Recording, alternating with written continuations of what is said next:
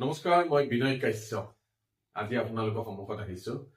Exercise start কৰা মোৰ প্ৰায় 1 বছৰ হ'ল আৰু এই 1 বছৰত মই কি কৰিলো, কি হেৰুৱালো, কি পালো।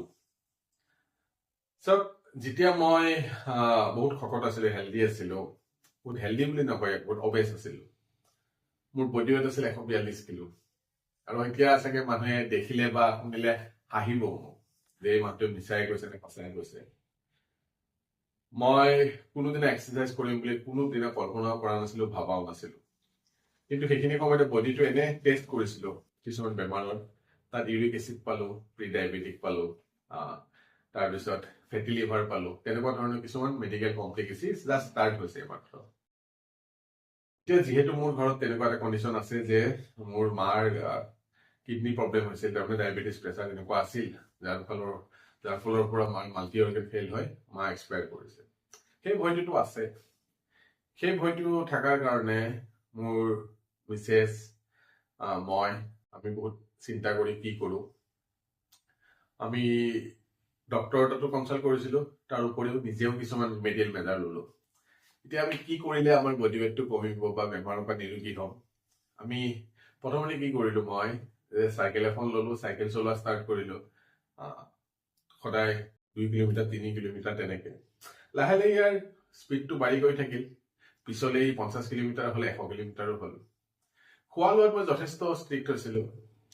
কিছুমান মানুহৰ নাম ইয়াতে লোৱা দৰকাৰ, কাৰণ কিয় তেওঁলোকৰ মোৰ ক্ষেত্ৰত অৱদান আছে। Nirabmon Sharma, one of the fantastic person.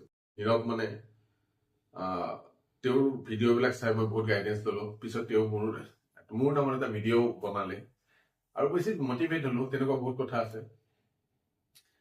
এই যে ৰিমেডিয়েল যিবিলাক এক্সাৰচাইজৰ বস্তুবিলাক বৰ বেছি ভালকে নাজানো।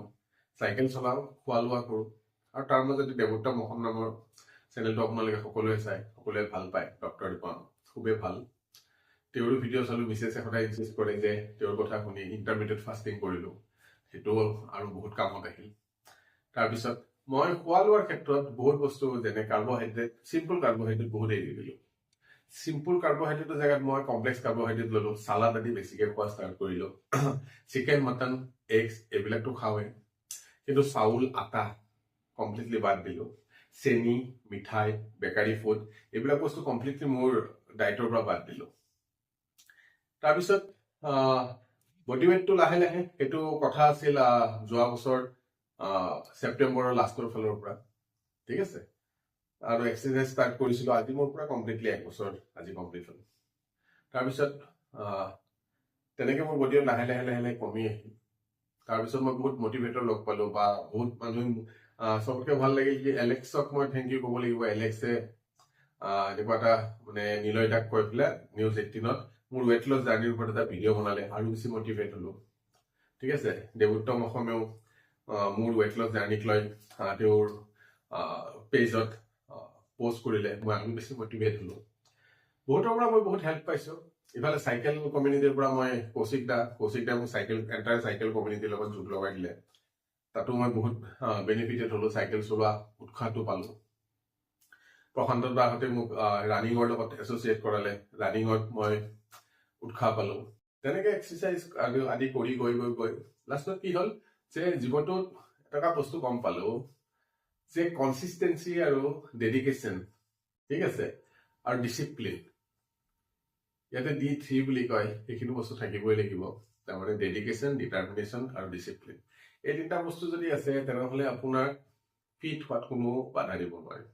তাৰপিছত মই জিমত গলো। জিমত মিনাজ আক্তাৰক লগ পালো। মিনাজ আক্তাৰৰ পৰা মই বহুতখিনি হেল্প পালো। জিমৰ গোটেই সেই ল'ৰা ছোৱালীবিলাকে ভাল, তেওঁলোকেও মোক বহুতখিনি হেল্প কৰিলে। কিন্তু প্ৰথমতে ক'ব লাগিব যে মই ষ্টাৰ্ট কৰিছিলো কাৰ্ডিঅ'ৰ পৰা, চাইকেলিঙৰ পৰা, যিহেতু মই খোজকাঢ়িব নোৱাৰো। তাৰপিছত মই দৌৰিলো, তাৰপিছত জিম কৰিলো। এনেকে কৰি কণ্টিনিউৱাছ প্ৰচেছত কৰি গৈ আছো। তাৰপিছত আৰু খলক ল'ব লাগিব মোৰ যে দেৱাশিষ নাহা, ডক্টৰ দেৱাশিষ নাহা। মোৰ কৰোণা হৈছে, কৰোণাৰ কাৰণে মোৰ লাংখত 30% ডেমেজ হৈছিল। মই কোনো ডক্টৰক দেখাই ভাল পোৱা নাছিলো। এই দেৱাশিষ নাহাৰ পৰামৰ্শ মতে মই যিটো কাম কৰিছো, মোৰ লাং কমপ্লিটলি ভাল হৈ গ'ল। আৰু ইভেন মই এতিয়া যদি আপোনালোকে কয়, তেনেহ'লে মই 30 কিলোমিটাৰ 40 কিলোমিটাৰ দৌৰিবও পৰা হলো, আৰু চাইকেল 100 কিলোমিটাৰলৈকে চলাবও পৰা হলো। অভাৰঅল যদি কওঁ যে মোৰ ছাকচেছ ষ্টৰীত কোন আছে, মোৰ ছাকচেছ ষ্টৰীত বহুত মানুহে আছে। চবতকৈ ওপৰত মই মোৰ মিছেছক ৰাখিম, কাৰণ মোৰ মিছেছে মোক ডায়েটটো বনাই দিয়ে, কেনেকে খাব লাগিব কেনেকে খাব নালাগে। সকলো কষ্টটো তাই মোক খোৱা লোৱাৰ ক্ষেত্ৰত চব কষ্ট তাই কৰি দিছে। মোৰ ল'ৰাও মোক হেল্প কৰিছে। ইয়াতে নীৰৱমন শৰ্মা, চবতকৈ ফাৰ্ষ্ট মই নীৰৱক থেংক ইউ ক'ম। তাৰপিছত মই থেংক ইউ কোৱাৰ ক্ষেত্ৰত দেৱোত্তম অসমক ক'ম, এলেক্সক ক'ম, নিলয়দাক ক'ম, ঠিক আছে, মানসক ক'ম, কাৰণ তেওঁলোকে মোৰ লগত মোৰ এটা ভিডিঅ' বনাই সেইবিলাক আপলোড কৰি মোৰ মটিভেশ্যন বহুত বঢ়াই দিলে। কৌশিক দা আছে, ঠিক আছে, এনেকে বহুত মানুহ আছে যাৰ এনকাৰেজিঙত মই নিজকে চেঞ্জ কৰিব মানে সক্ষম হলো, বা এনকাৰেজ য'ত মই কি হ'ল নিজকে এটা পাৰফেক্ট শেপত আনিব পাৰিলো। আজি মোৰ বডি ৱেইট হ'ল 72 kilo. I have lost almost 70 kilo, 70 kilogram মই মোৰ শৰীৰৰ পৰা কমাইছো। ভাবক, মানুহে ইচ্ছা কৰিলে পাৰে, নোৱাৰা কোনো কাৰণ নাই। খালি ডেডিকেশ্যন, ডিটাৰমিনেশ্যন আৰু ডিচিপ্লিন, এইকেইটা সদায় মনত ৰাখিব। এইকেইটাৰ ওপৰত যেতিয়া কাম কৰিব, আৰু খোৱা লোৱাটো চিম্পল কাৰ্বহাইড্ৰেট কমপ্লিটলি এভইড কৰিব, কমপ্লেক্স কাৰ্বহাইড্ৰেট লওক খোৱা লোৱা, আৰু ইণ্টাৰমিডিয়েট ফাষ্টিং কৰা ভাল, কিন্তু মনত ৰাখিব প্ৰপাৰ নিউট্ৰিশ্যন আপুনি ল'বই লাগিব। নহ'লে কি হ'ব, শৰীৰটোৱে যদি কেতিয়াবা কি কৰে, আমাৰ ইমিউনিটি কমি যায়, তেতিয়া স্মল পক্স আদি হয়। সেইবিলাক মোৰ হৈ গৈছে, স্মল পক্স হৈছে। শৰীৰত এক্সপেৰিমেণ্ট কৰিলোঁ বহুত, কিন্তু এতিয়া মই বহুতখিনি ফিট আৰু নিজকে জানা হ'লো যে কি কৰিলে ৱেইট বাঢ়িব বা ৱেইট কমিব। এই সৰু সৰু বস্তুবিলাক আপোনালোকে কৰিব। ডেডিকেশ্যন, ডিচিপ্লিন আৰু ডিটাৰমিনেশ্যন যদি থাকে, আপোনালোকৰ মটিভেশ্যনৰ পৰা কোনো আপোনালোকক বিচলিত কৰিব